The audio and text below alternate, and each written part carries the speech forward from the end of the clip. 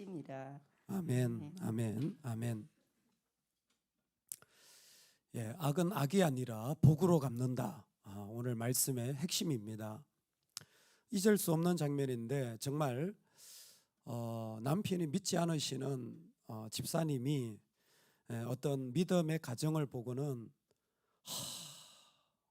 너무 부럽다. 너무 부럽다. 특별히 그 남편분이 믿음이 좋으셨어요. 정말 부럽다. 그렇게 부러워하시더라고요. 그래서 그렇게 부럽냐 그랬더니 세상 다른 거 부러운 거 없고 그게 제일 부럽다는 거예요. 남편이 믿음 있는 게 그렇게 부럽다는 거예요.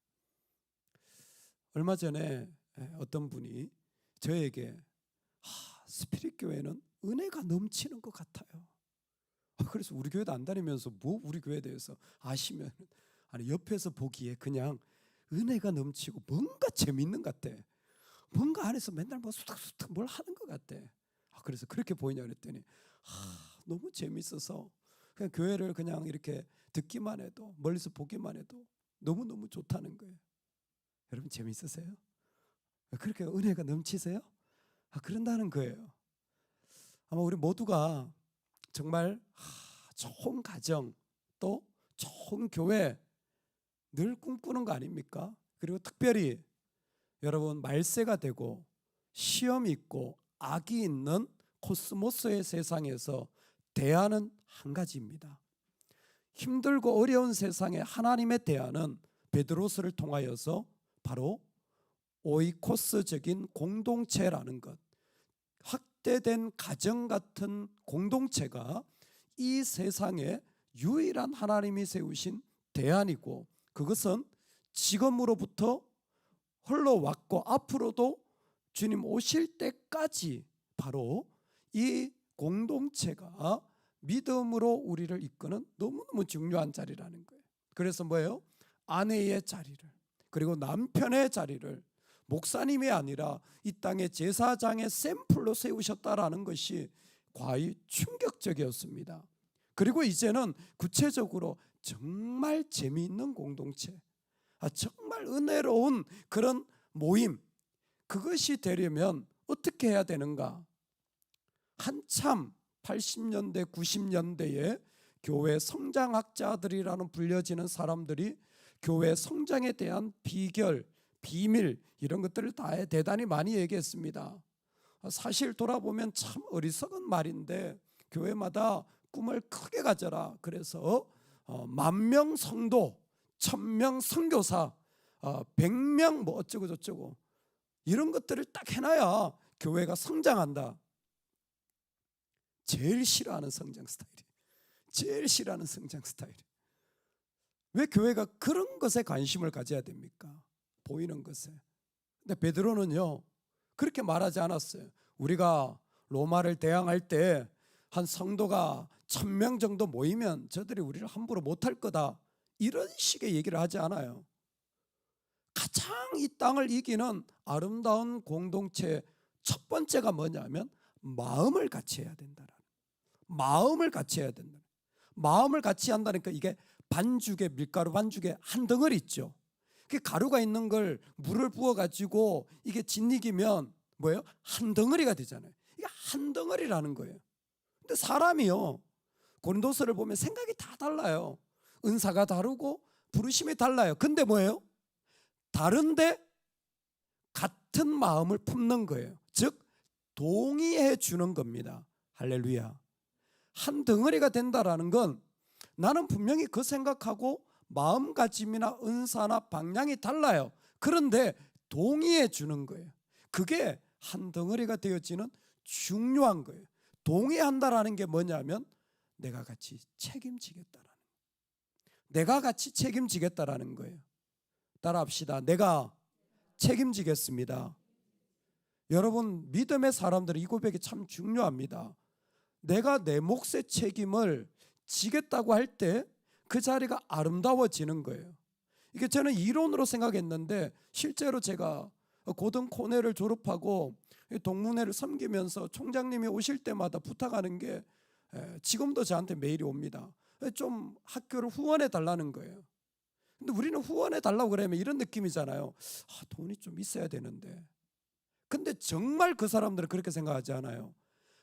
총장의 능력이 많은 돈을 받는 게 능력으로 평가하지 않고, 이사들이 총장을 평가할 때 돈을 얼마만큼 후원받았냐가 아니라 얼마나 많은 사람이 후원하고 있느냐로 그 사람의 점수를 평가합니다.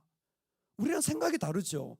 저는 처음에 한국적으로 생각을 해서 좀 돈 있는 사람들이 좀 후원해야, 이런 생각을 했는데 일을 하면서 아닌 거예요. 진짜는 1,000원을 하든 10,000원을 하든 10만 원을 하든 많은 사람이 동참한 것이 실제적으로 그 사람, 그 커뮤니티, 그 공동체를 강하게 만든다는 것을 그분들은 실제적으로 의식하고 있는 거예요. 여기에 한 덩어리라는 건 어떤 힘 있는 자가 아닌 거예요.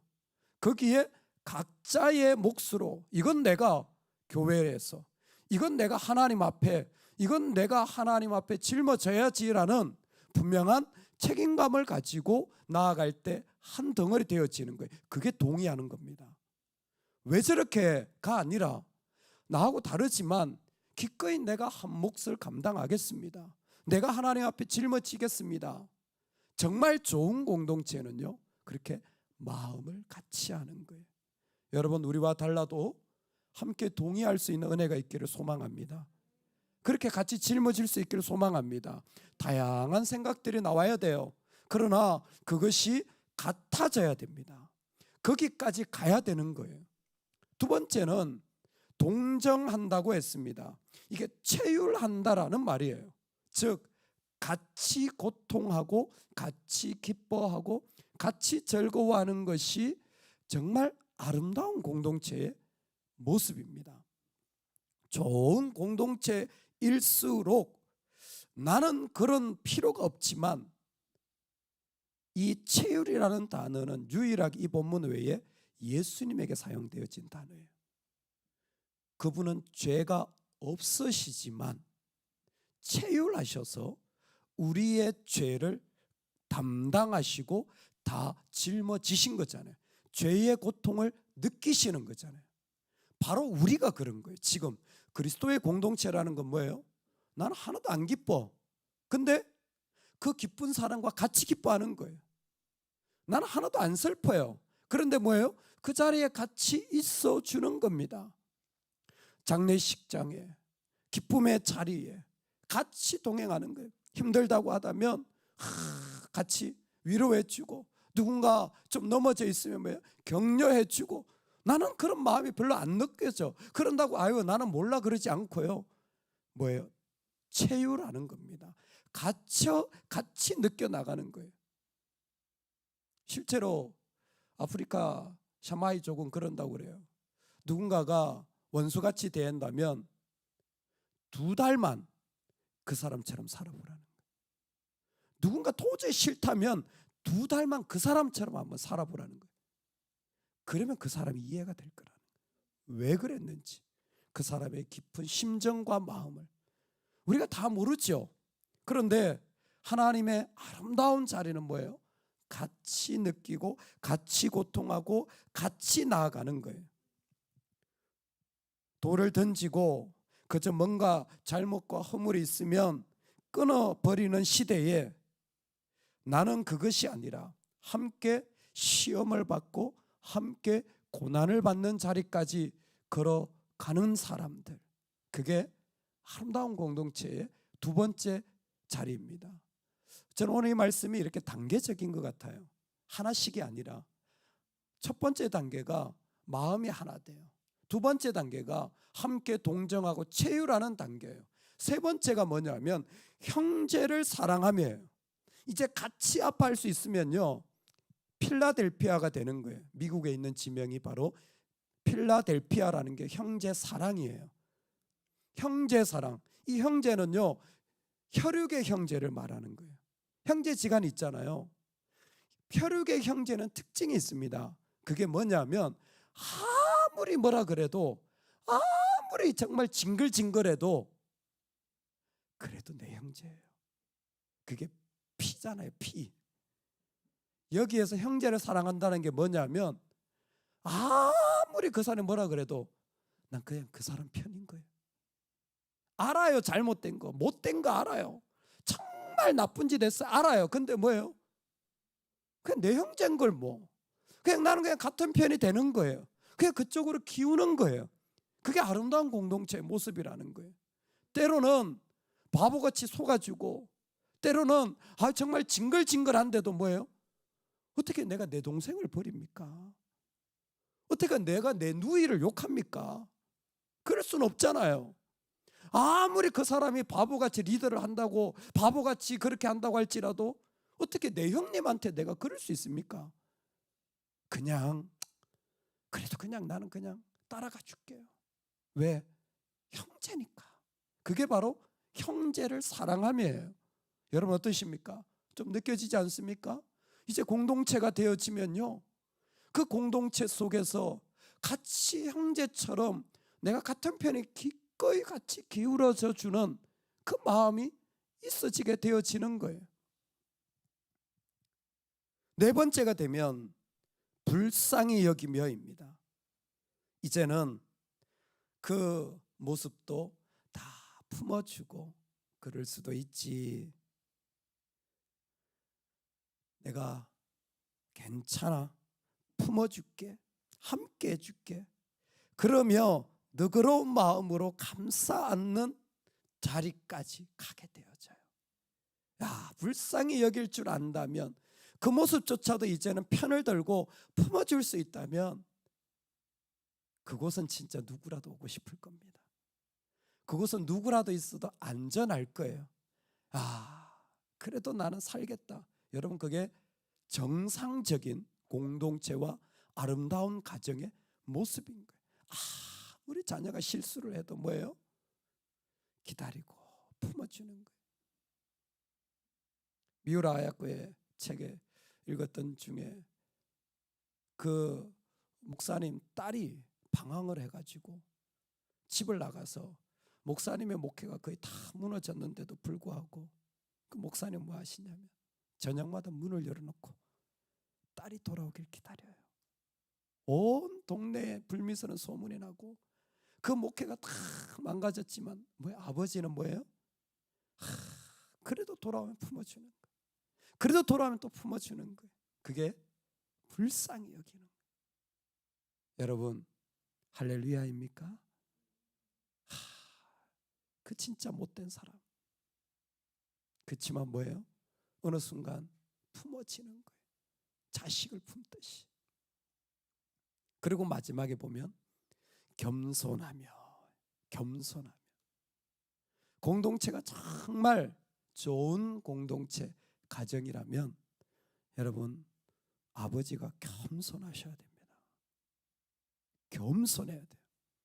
자기 목소리를 낮추고 배우자의 목소리를 올려줘야 돼요.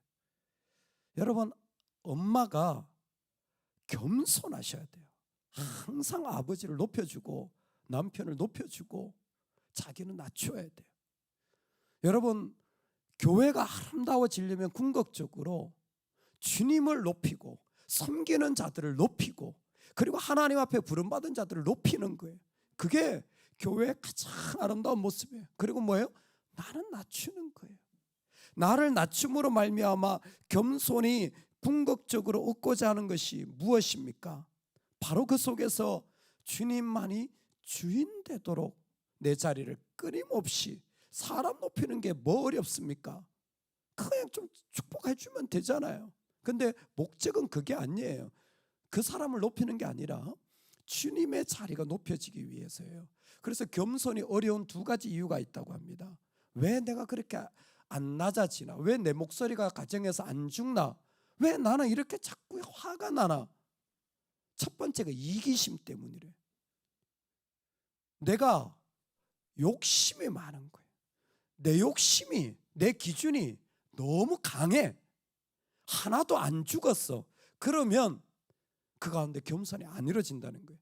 두 번째가 뭐냐면 내 영광을 못 내려놓는 거예요. 말하면 내 말대로 돼야 되는데 내 영광을 못 내려놓는 거예요. 여러분 아시죠? 내 말대로 되면 망합니다. 자식이 내 말대로 되면 망해요. 우리 말대로 되면 다 망하는 거예요. 주님 뜻대로 돼야지. 우리가 주님 뜻이라고 그저 부여잡고 말하지만 그 많은 자리들이 사실은 내 말이 많아요. 내 생각이 얼마나 많은지 몰라요. 얼마나 그것 때문에 망하는지 몰라요. 근데 우리가 뭐예요? 자기 영광을 못 내려놔요. 부모로서의 자기 영광, 내가 살아가면서의 자기 영광을 못 내려놓는 거예요. 이 5가지는 너무너무 귀한 거예요. 마음을 같이 하는 한 덩어리가 되는 거예요. 그 한 덩어리가 된 모습들이 함께 고통하는 체율의 모습을 가지고 나간다면 공동체는 말할 것도 없어요. 그리고 나서 그 단계가 지나면 뭐예요?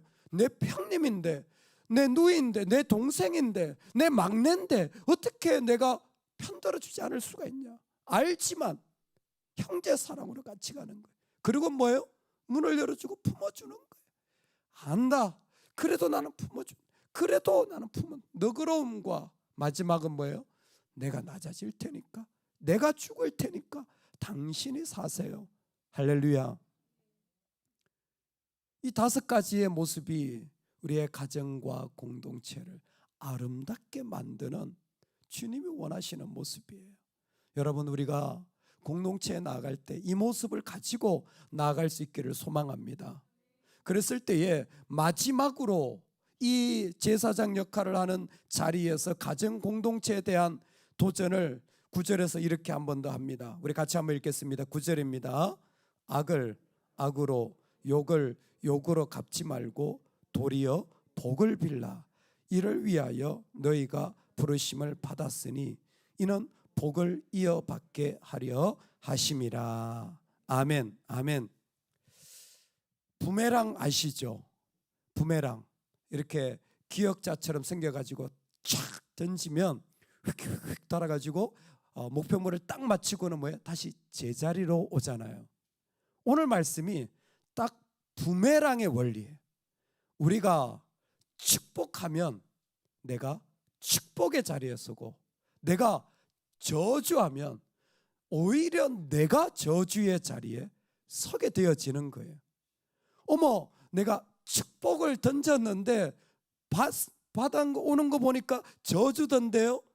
당신이 보기에 저주일지 모르지만 하나님은 그 악도 선으로 바꾸시는 분이십니다.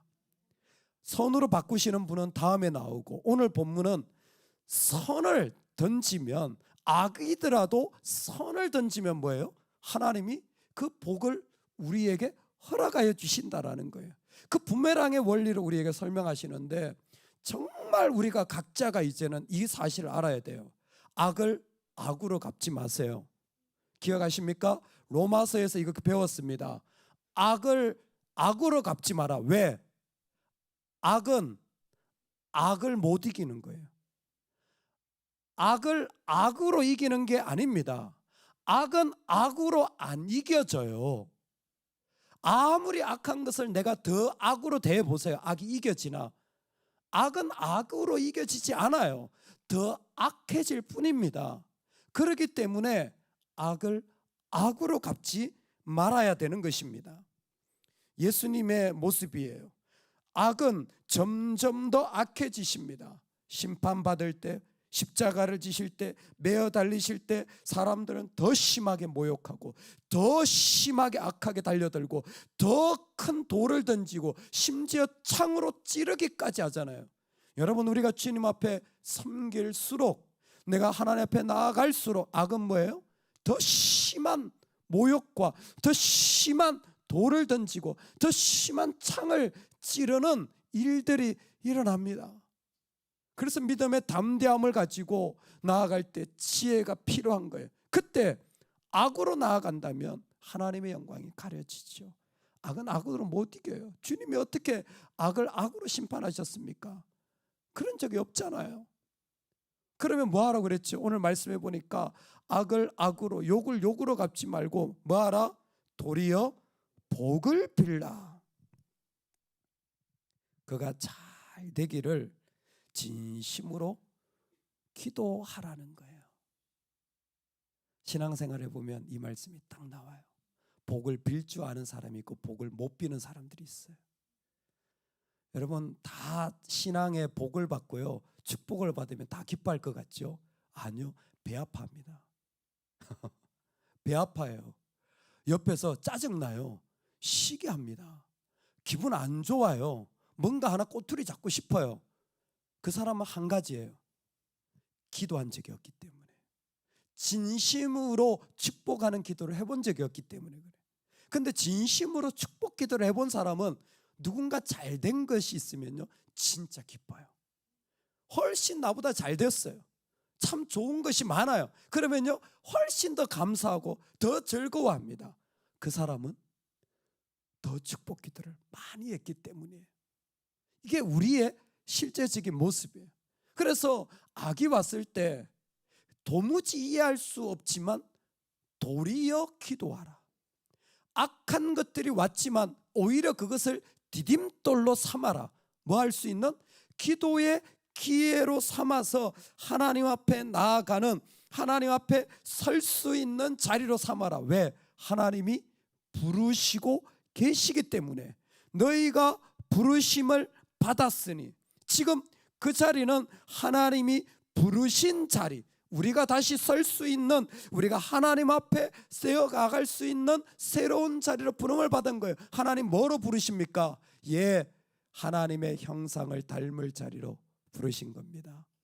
악으로 갚지 않고 도리어 복을 빌어야 되는 이유는, 그 자리는 우리가 분명한 디딤돌이 되어서 내가 하나님의 형상을 닮을 자리가 되어진 거예요. 왜? 하나님은 악인과 선인에게 똑같이 비를 내리시는 분이에요. 하나님은 이 땅의 악한 자에게도 자비와 은혜를 베푸시는 분이에요. 그는 은혜를 모르는 자와 악한 자에게도 인자하시니라. 우리 하나님이 그런 모습을 가지고 계신 분이에요. 우리 하나님이 그 악한 자에게도 은혜 주시기를 원하시는 분이에요. 그러니까 악을 만났을 때 도리어 축복 기도하는 건 뭐냐면, 내가 디딤돌이 되어서 하나님처럼 은혜를 베푸는 자가 되는 거예요. 지금 기도할 때 내가 은혜를 베푸는 자가 되어지는 거예요. 목사님 저분한테 저렇게 힘들 때는 전화하시더니 나는 이렇게 힘들 때 나한테 왜 전화 안 하시지? 전화 그냥 하세요, 목사님한테. 자기가. 할렐루야. 왜 그러고 악을 묵상하고 있으세요? 어머, 저 집사님은 저 집사님한테 저렇게 잘하더니 나한테는 한 번도 안 하더라. 왜 그렇게 악을 묵상하고 계세요? 그 자리는 내가 베풀 자리죠. 그러면 내가 찾아가서 주면 되잖아요. 집사님 뭐 필요한 거 없어요? 실제적인 거 아닙니까? 은혜를 베푸는 자가 돼요. 기도해 보면 베풀 게 얼마나 많은데, 기도해 보면 은혜가 흘러가야 될 자리가 얼마나 많은데 기도하지 않는 거예요. 그 자리에서 악을 만나고 악을 묵상하고, 아니 악을 오히려 안에 품고 있어요. 아니 악을 증가시키고 있어요. 그러니까 아무것도 아니지. 주님 말씀 그대로예요. 도리어 복을 빌라. 그러면요, 기도하기 시작하면요, 은혜가 흘러가야 될 자리가 많아요. 왜? 하나님이 그런 분이기 때문에 그래요. 내가 뭔가 착해서가 아니라 내가 하나님께 기도하면 하나님의 그분의 모습이, 그분의 어떠하심이 내 안에 와서 그냥 줄 수밖에 없어요. 이게 필요하구나, 저게 흘러가야 되겠구나, 은혜가 흘러가게 되는 거예요. 서운하다? 한 가지예요. 기도 안 해서 그래요. 하나님 앞에 제대로 안 붙잡혀서 그래요. 하나님 형상을 잃어버렸기 때문에 그래요. 오늘 우리에게 있는 하나님은 우리 가운데 자신의 모습을 이루길 원하시는 분인 줄로 믿습니다. 기도할 때 하나님의 형상은 이루어집니다. 그리고 또 하나, 왜 기도해야 되느냐? 기도할 때 그 악의 자리는 오히려 디딤돌이 되어서 내가 하나님의 형상을 담는 부르심의 자리가 되어져요. 두 번째는 그게 복의 자리라니까요. 복의 자리. 여기에 복은 영생입니다. 생명의 자리예요. 영원히 사는 자리예요. 정말 이 베드로 공동체는요, 로마 안에서 목숨 걸고 신앙생활하지 않습니까? 내가 육체적으로 생명을 잃을 위기에 그들은 처해져 있고 영적으로 단절될 위기에 처해 있는데 악을 선으로 아파 나갈 때 그때는 어떤 일이 났냐면 내 안에 악이 무너지고 내가 살게 되어지는 거예요.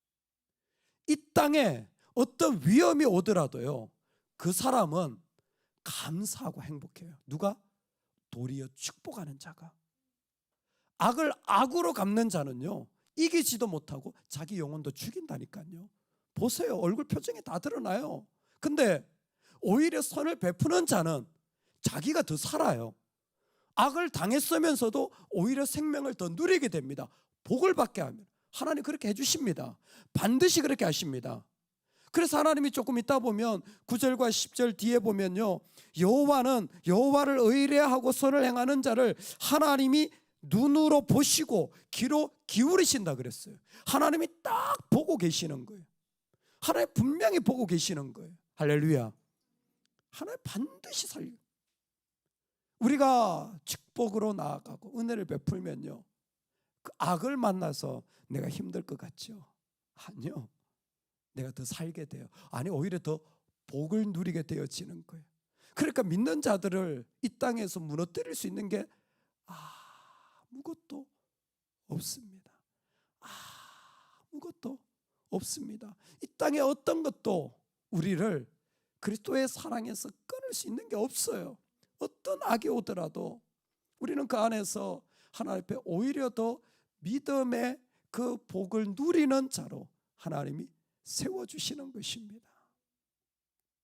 삶의 평생 동안 우리 주님이 주신 은혜로 여기에 왔다면 이제 여러분, 우리가 아름다운 공동체를 세워가는 일들의 부름을 받아 걸어가면 좋겠습니다. 같은 마음을 품읍시다.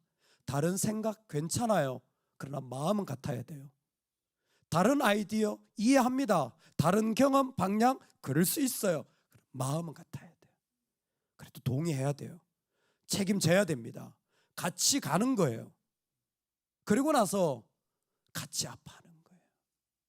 그리고 좀 더 깊다면 내 형제예요. 놓칠 수 없는 내 형제. 그리고는 품어주는 거죠. 그리고 그 속에서 나는 낮아지고 또 낮아지고 또 낮아지는 모습으로 걸어가는 거예요. 그때 우리에게 어떤 악이 오더라도 우리는 선으로 대하는, 복을 오히려 더 누리는 그 복을 누리시면 좋겠어요. 하나님 부르시는 거예요. 어려움을 당하고 힘든 일을 당할 때마다 그 악을 보지 말고 너는 나를 닮아라. 너는 나를 닮아라. 너는 내 모습을 가져야 된다. 어떤 모습이요? 은혜를 베푸시는 하나님. 그래서 우리가 살아났으니까 은혜를 그 베푸시는 하나님의 모습을 따라서 우리가 살아가는 거예요. 그리고 그 자리는 우리를 더 살게 해주는, 오히려 우리에게 생명이 넘쳐나는 귀한 자리가 되어질 줄로 믿습니다. 오늘 이 은혜가 우리 모두에게 있기를 간절히 축원합니다. 아멘, 아멘. 기도합시다.